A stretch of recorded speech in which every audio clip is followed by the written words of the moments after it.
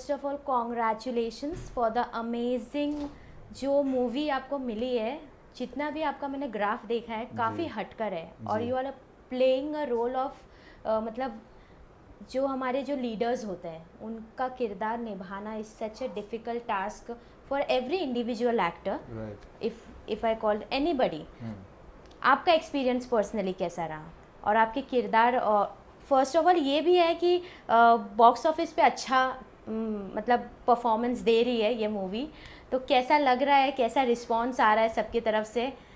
Hopefully बस लोग इसको और देखें, बिकॉज हमने बहुत ही प्यार से बनाई है और स्पेशली रणदीप ने इसमें सब कुछ डाल दिया है और बहुत अच्छा एक्सपीरियंस रहा, specially to work with Randeep. First of all I was very fortunate that I got to work with him, और उससे भी ज़्यादा फॉर्चुनेट कि ही थॉट कि मैं मदन लाल ढींगरा का पार्ट निभा पाऊँगा। सो आई एम वेरी हैप्पी। और आप जैसे लीडर्स की बात कर रहे थे, वैसे क्रांतिकारी रेवोल्यूशनरीज भी जो हमारे थे उनका एक रिस्पॉन्सिबिलिटी आ जाती है when you playing somebody who is that important, जिनके बारे में ज़्यादा बात नहीं करी गई है और आप उसको किसी भी तरीके से दर्शाना चाह रहे हैं इन पॉपुलर मीडिया, सो वो रिस्पॉन्सिबिलिटी बढ़ जाती है। बट आई एम हैप्पी कि जो बनाने वाले निर्देशक थे उन लोगों ने अपनी रिसर्च स्टडी और सब कुछ अच्छे से करके इस फिल्म में वो उतरे और फिल्म अच्छी बनी है। और मुझे बहुत मज़ा आया काम करके, specially to play Madan Lal Dhingra. I think I am very fortunate. मुझे हमेशा से किसी रेवोल्यूशनरी, किसी क्रांतिकारी का रोल करना था, एंड जब मुझे पता लगा मदन लाल ढींगरा के बारे में, जब मैंने पढ़ना शुरू किया उनके बारे में, then I was just very thankful यार कि मुझे ये रोल मिला। How did you get this approach about this? क्योंकि OTT प्लेटफॉर्म्स आ गए, इतने एक्टर्स, इतने स्कोप आ गए जी। पर्टिकुलर किसी को सिलेक्ट करना फॉर, जैसे आप लीडर्स की जब हम बात करते हैं उनके लाइफ जर्नी को हम अपने एक्टिंग के थ्रू लाते हैं, तो how did you get this approach? कैसे आपको कॉल आया कि किस तरीके से इसकी प्लानिंग? तो कास्टिंग डायरेक्टर है पराग मेहता, उनके ऑफिस से मुझे कॉल आया। उनके साथ मैंने पहले भी काम किया है। उस कॉल की स्पेशलिटी ये थी कि उस कॉल पे उन्होंने मुझे ये बोला कि रणदीप हुड्डा आपसे मिलना चाहेंगे, वो एक फ़िल्म कर रहे हैं। So Randeep has been one of my favourite actors. तो पहले तो मैं तभी खुश हो गया कि रणदीप बुला रहे हैं तो कुछ ना कुछ इंटरेस्टिंग होगा, और आई वॉज क्यूरियस कि what he really has to offer me. तो मैं मिला उनसे, तो मेरी वो खुशी तो अलग थी ही, एक्साइटमेंट अलग थी ही। पर जब उन्होंने मुझे मदन लाल ढींगरा के बारे में बताया और जिस पैशन के साथ उन्होंने इस कैरेक्टर के बारे में मुझे बताया, and he also told me that this is one of my favourite characters, मेरा बस चले तो मैं मदन लाल ढींगरा पे फिल्म बनाऊँ। अनफॉर्चुनेटली इस मीटिंग से पहले मुझे पता नहीं था मदन लाल ढींगरा कौन है, बट जब मैंने जाके पढ़ा और रिसर्च किया, I couldn't believe the fact that I didn't know about Madan Lal Dhingra. Madan Lal Dhingra for me was as important, if not more, than any of the other revolutionaries you've heard about. वो पहले मार्टर थे, वो पहले शहीद थे जिन्हें ब्रिटेन में फांसी हुई। उनके नक्शे कदम पे फिर बहुत सारी जनरेशन्स और बहुत सारे लोग उनसे प्रभावित हुए, इंस्पायर हुए, you know, to do the same.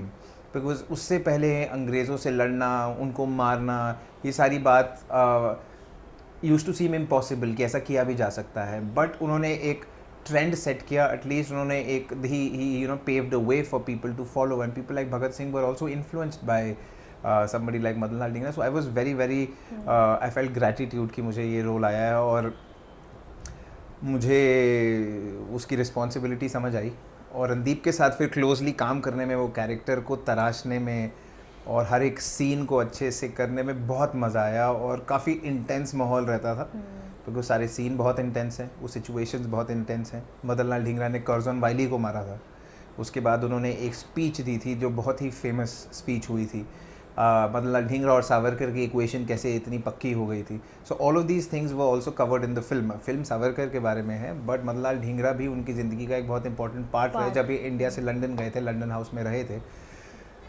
तो उस दुनिया को जीने में बहुत मज़ा आया। मतलब I am very thankful I got this role. बात करूँ मूवीज़ की, तो इतने सारे मूवीज़ आते हैं जी। ये सब मूवीज़ इतने सेंसिटिव होते हैं, इतने सेंसिटिव टॉपिक्स होते हैं, Right. लोगों को पता नहीं होता है। और आपका जो भी रोल हमने पहले देखा है, टेलीविज़न में भी आपने काम किए, इतने सारे OTT प्लेटफॉर्म्स में भी आपने काम किया है, तो ये रोल की ऑथेंटिसिटी क्या है? क्योंकि it's not easy to play a role, क्योंकि फर्स्ट टाइम होता है, सब एक्टर्स ने काफ़ी, उनके इतने सारे डिफरेंट शेड्स भी होते हैं, करेक्ट, बट लीडर का किरदार निभाना, it's a very huge responsibility correct, to showcase your मतलब करेक्ट।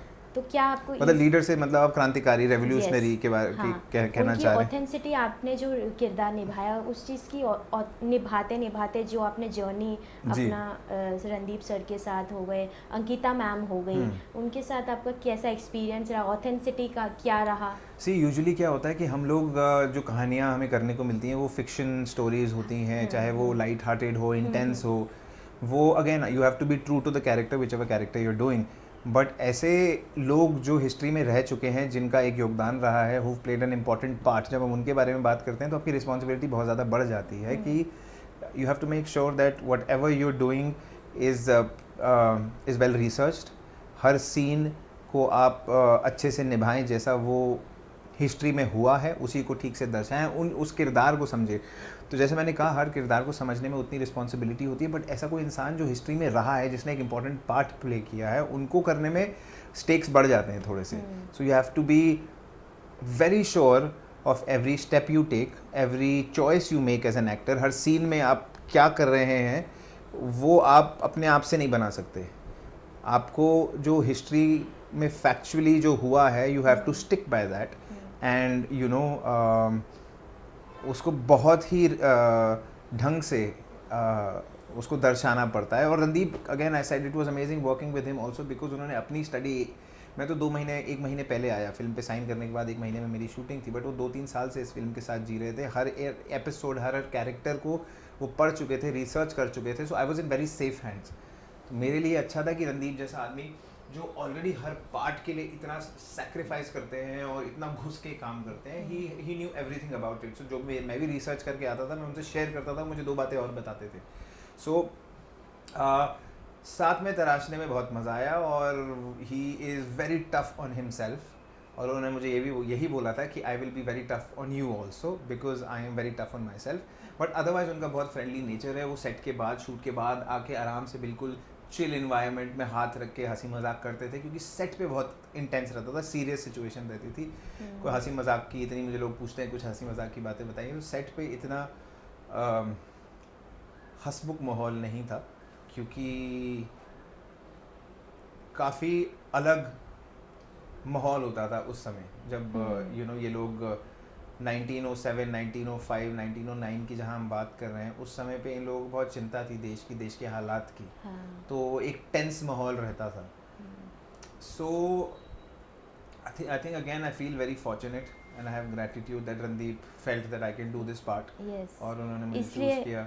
इसलिए मैं पूछ रही हूँ क्योंकि आजकल जिस तरीके की सीरीज आ रही है, मूवी आ रही है, जैसे जेनजीज, उनके जो कंटेंट होते हैं देखने के, यूट्यूब मतलब OTT प्लेटफॉर्म्स हो गए, मूवी हो गए, उनको एंटरटेनमेंट चाहिए, बट नॉलेज बेस्ड जो हमारे इंडिया में जो मूवी बनती है, उसका कितना इम्पोर्टेंस है? जैसे बहुत ज़्यादा इम्पोर्टेंट है। और उससे भी ज़्यादा आप कैसे उन्हें दर्शाएं। आई थिंक जेनजी और any sort of audience is open to something which is good.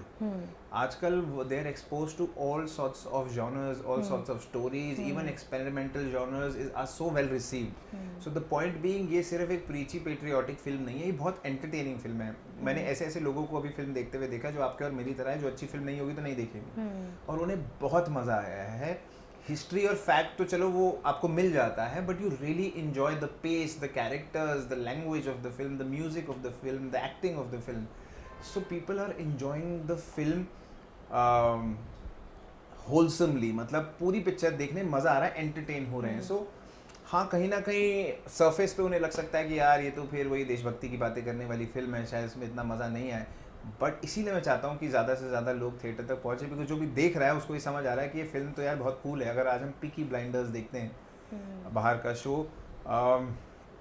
ये मतलब यहाँ का पीकी ब्लाइंडर्स है। वही मैं कह रही हूँ, जैसे जो प्रोसेस है देशभक्ति की भी अगर हम बात करें, प्रोसेस है जो उन्होंने अपने लाइफ में जो फेस किया, स्ट्रगल किया, तभी आज हम इतने फ्रीडम से घूम पाते हैं। तो व्हाट डू यू थिंक कि मतलब जो आज का यूथ है, उन्हें इस तरीके का, जैसे वीर सावरकर सर हैं, उनके बारे में हमने बस नाम सुना है, इतनी सारी चीज़ें मूवी के थ्रू आज जब हम देख रहे हैं तो पता चल रहा है, अच्छा ऐसा भी हुआ था। तो what do you think why it is important क्यों लोगों को जानना कि ऐसा हमारे देश में काफ़ी ऐसे ग्रेट लीडर्स हैं अपने Right. देश के लिए फाइट कर रहे जी। हैं और एक्टर्स को जज करते हैं कि आपने इस किरदार को कैसे मतलब निभाया, आपने तो पहले क्यों ये किरदार निभाया, क्यों हाँ। निभाया, पहले आपने ये किया था, आजकल का जो यूथ है काफ़ी अलग है. How you look See, actually, the thing is, a film like this is too politicized.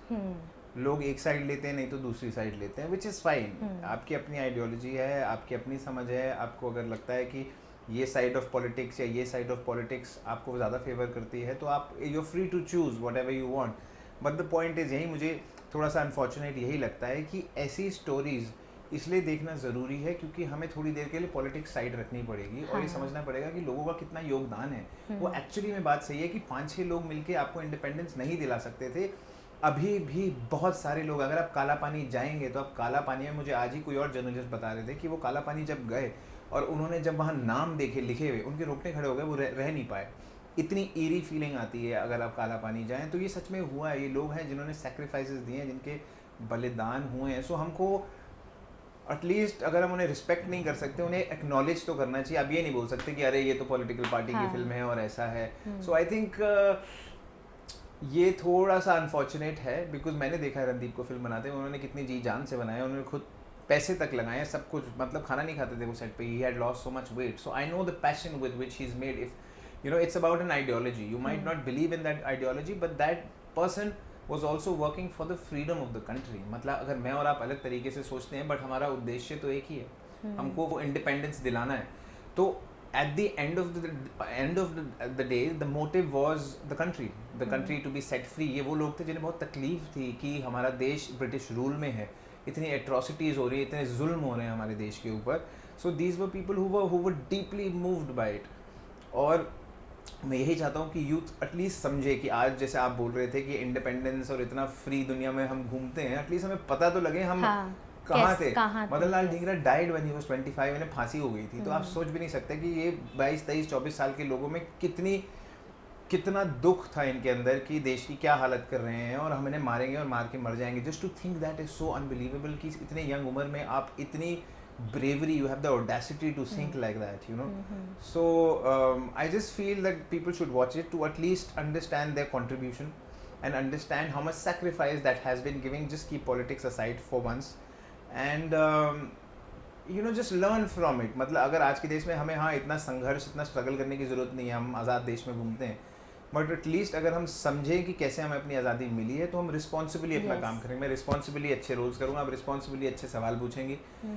कोई भी किसी भी तरीके से रिस्पॉन्सिबली हम ऐसा काम कर पाए जो कहीं ना कहीं यू नो कम्युनिटी, देश को एकजुट करके साथ चलने में मदद करे और आगे बढ़ने में मदद करे in whatever field you are in. So कहीं ना कहीं आप इससे इंस्पिरेशन ले सकते हैं. And I feel you must know the sacrifices those are made for you know this free country we live in. Important family का कैसा रिएक्शन रहा, मॉम डैड का जब? मेरी फैमिली तो बहुत खुश है. मेरी फैमिली को तो आधे काम वो कभी देखते हैं कभी नहीं देखते हैं, उन्हें बोलना पड़ता है देख लिया, वो बोलते हैं हाँ वो 2 एपिसोड के बाद देखा नहीं, अभी देखेंगे. कुछ चीज़ें बहुत पसंद आती है but they are very excited for this also because you know parents की उम्र के लोग, ग्रैंड पेरेंट्स की उम्र के लोग, उन्होंने फिर भी देखा है कि कितना क्या हुआ था, किन किन लोगों ने क्या क्या सैक्रिफाइस दिए हैं. उन लोगों को पता है. मतलब मदन लाल ढींगरा के बारे में उन्हें पता था, मुझे नहीं पता था. I called my dad also, उन्होंने मुझे इतना कुछ बताया. सो उन लोगों के लिए वो वैल्यू करता है. They don't have to study also about them. उनको इतना पता होता है कि उन्हें पढ़ने की भी ज़रूरत नहीं होती. अगर हमारे पास कोई स्क्रिप्ट आती है तो हम उनके बारे में गूगल करते हैं, हिस्ट्री देखते हैं क्या है. बट हमारे मॉम डैड जो है उन्हें सब चीज़ ऐसे पता होता है कि जैसे वो स्क्रिप्ट फेल हो जाता है जब. यस, क्योंकि सी उस मतलब वो काफ़ी समय से जी रहे हैं तो उन्हें पता है उस समय क्या हो रहा है. आज की दुनिया में हमारे ये क्रांतिकारियों के बारे में बात ही नहीं होता है. मतलब इसको अनकूल कह सकते हैं. अरे ये तो इतनी कूल, मतलब देशभक्ति की बातें कर रहे हो. मतलब it's unfortunate. Like I am also, I would like to believe I'm also a today's person. Like I'm of the today's generation. But I would like to. You have also done many series about this. इश्क next door में देखा. मतलब love story करी है, homosexual love story करी है, fun, serious, हर तरीके की है. बट पॉइंट बीइंग कि आप इसे किसी कैटेगरी में नहीं डाल सकते. और specially when you talking about people जिनके कोई मायने हैं, who were important in history. So मेरे घर वाले तो बहुत खुश हैं. मेरे घर वाले are very very happy and proud because they know, you know. मैं आपको एक इंसिडेंट बताता हूँ. हम दिल्ली में रहते हैं. माई दादाजी came from Punjab when he was young, और फिर यहाँ काम करने लग गए थे. वो बताते हैं इंडिया में दिल्ली में कॉफ़ी शॉप है, कॉफ़ी हाउस सीपी में. तो वहाँ वो बताते थे कि सावरकर जी आते थे और उन्होंने उन्हें देखा है. और वो बताते थे कि उनके आसपास लोग उन्हें ऐसे घेर लेते थे कि वो दूर से लगता था ये आदमी कोई आया है, उनका कोई ऑरा है. सो उनका ऑरा बहुत स्ट्रॉन्ग था. लोग उनके बहुत फॉलोअर्स थे. वो एक सोच के थे, बट वो बहुत ही शार्प, समझदार, ब्रेव, यू नो, बहुत ही कमाल पर्सनैलिटी थी. अब आप उनकी आइडियोलॉजी से हो सकता है सहमत ना हो, बट दैट डजंट मीन कि उनका कंट्रीब्यूशन नहीं है. उनका कंट्रीब्यूशन बहुत रहा है. और these people, specially the parents and the older generation, sort of understands that and they value it. So they are very happy. Okay.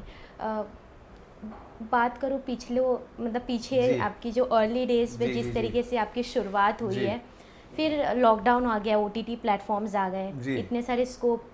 तो OTT प्लेटफॉर्म्स को आप किस तरीके से देखते हैं?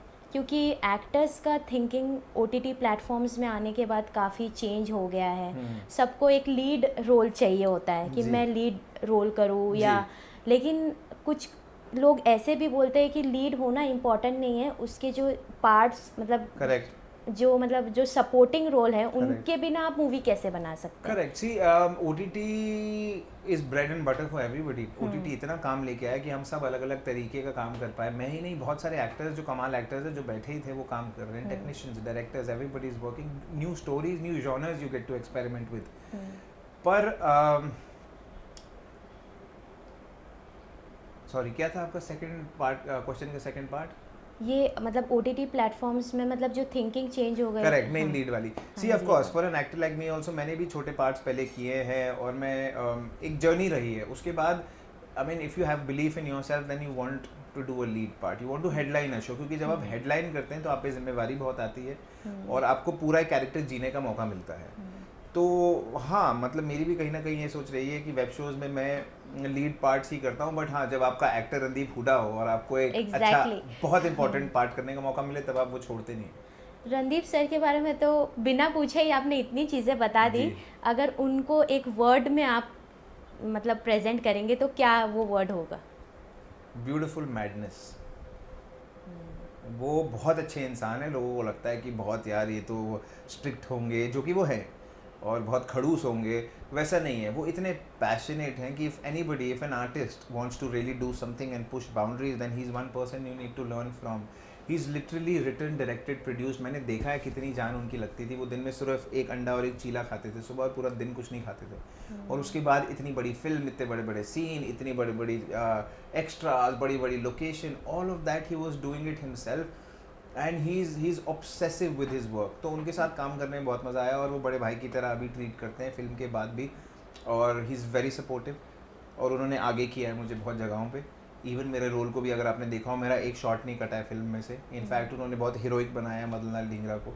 सो I am very happy and fortunate. He is an amazing actor that we all know, and I think he is an amazing human being also. And also आप, you are more into fitness. तो इस किरदार में कुछ fitness का up and down हुआ था, या वेट गेन या वेट लॉस? थोड़ा सा वेट हमको कम करना पड़ा, क्योंकि मैं एक्चुअली 15-20 दिन पहले ही शूट के मुझे फाइनल गो अहेड मिला. और तब से थोड़ा हमने खाना कम किया था. वो, I think that is also a part of the job. इन लोगों के फेस स्ट्रक्चर्स ऐसे थे, थोड़े से ड्राई. मतलब अगर आप देखें, चाहे वो सावरकर जी हो, चाहे वो ढींगरा हो, सारे रेवोल्यूशनरीज जो पुराने थे, उनके फेस कट ऐसे होते थे. जिसको अचीव हम करना चाहते थे. मतलब ऑफ कोर्स एक फिजिकलिटी रिजेम्बलेंस कहीं ना कहीं उन्हें भी लगी होगी. इसीलिए उन्होंने एक्टर के साथ साथ एक रिजेम्बलेंस भी आपको चाहिए होती है. बट हाँ, थोड़ा सा हम लोगों ने अपने आप को शेप में लाने की कोशिश की. और क्योंकि हम डाइट और खाने से एक्सपेरिमेंट करते रहते हैं, तो वो इतना मुश्किल पार्ट नहीं था. मतलब मैंने तो कुछ महीने भर के लिए वो डाइट उतनी ऑल्टर की. रणदीप तो 3 साल तक वैसा, 2 साल तक वैसा ही खा रहे थे. बट आई थिंक वो था, बट माइन्यूट था. थोड़ा सा शेप में आने के लिए हमने थोड़ा सा कैलोरी इनटेक कम किया. एनी एडवाइस टू दोस्त जो न्यू कमर्स है, जी जिनका थॉट प्रोसेस चेंज हो, हाँ सक्सेस है, नेगेटिव चीज़ इतनी है, करेक्ट पॉजिटिव भी है, बट Correct. उसको हैंडल कैसा किया जाए? सी आई थिंक यही पिक्चर से ही थोड़ी सी इंस्पिरेशन अगर ले लें कि हालात तो मुश्किल होंगे ही, मतलब नोबडी ओज यू एनीथिंग, मतलब कोई बाहर वाला को आपको कोई कर्ज नहीं देना है कि वो आपको बाहर जाके काम देगा या आपको रिस्पेक्ट देगा. You have to earn it yourself, and if you really want to do something, आप सारा शोर शराबा को कट आउट कीजिए and work on yourself and focus on what you really want to do, and that should be your goal. जैसे वो बोलते हैं ना, अर्जुन को सिर्फ आंख नज़र आती है, वो एक्चुअली किसी रीज़न के लिए बोला जाता है, because if you focused in what you want to do, you will invariably get there also, and there's always so much work you can put in yourself. मतलब कभी ऐसा कभी भी नहीं होगा कि मैं अब तैयार हूँ. आप और काम कर सकते हैं. मैं सच बता रहा हूँ, इवन रणदीप के कैलिबर का एक्टर काम करता था, जब शूट नहीं होती थी वो सावरकर की तरह पोएम्स लिखते थे. So there's so much work you can do, and one thing I would like to add to that is, if you really believe you want to do something, then you should do it with all the passion. अगर आप में वो passion है तो आप 10 में से 6 हो सकते हैं आज, वो पैशन आपको 10 में से 8 तक ले जाएगा.